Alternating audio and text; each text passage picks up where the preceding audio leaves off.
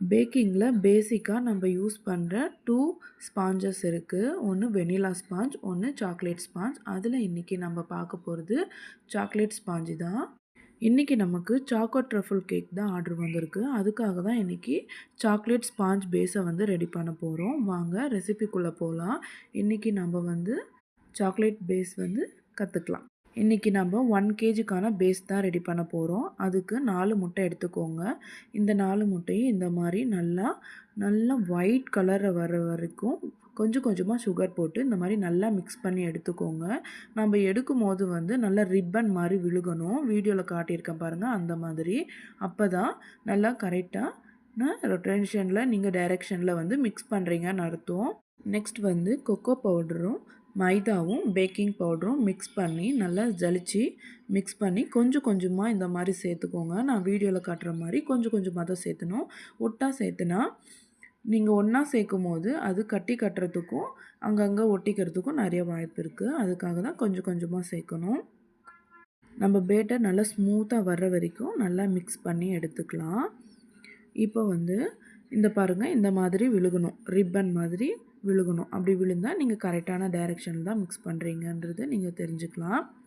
Next எக்கோட smell வராமல் இருக்கிறதுக்காக நம்ம கொஞ்சமாக சாக்லேட் எசன்ஸும் வெனிலா எசன்ஸும் கொஞ்சம் மிக்ஸ் பண்ண போகிறோம்.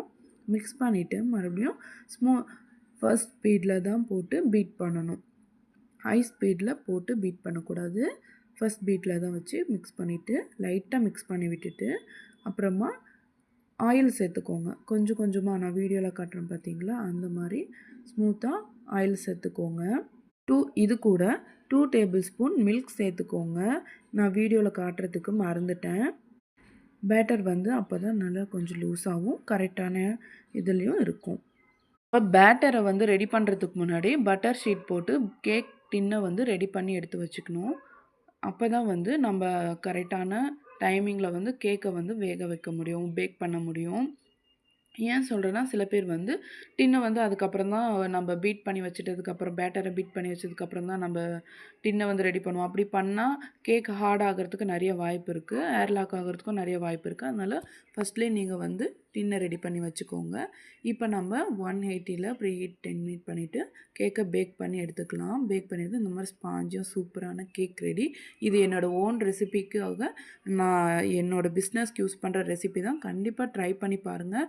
இந்த கேக் ஸ்பாஞ்சே நான் என்னோடய கஸ்டமருக்கு செஞ்சு கொடுத்துருக்கேன். ரிவ்யூ நெக்ஸ்ட் வீடியோவில் நான் அப்லோட் பண்ணுறேன். கண்டிப்பாக ட்ரை பண்ணி பாருங்கள். நம்ம சேனலை சப்ஸ்கிரைப் பண்ணிக்கோங்க. ஃபஸ்ட் கமெண்டில் பின் பண்ணுறேன் ரெசிபியை.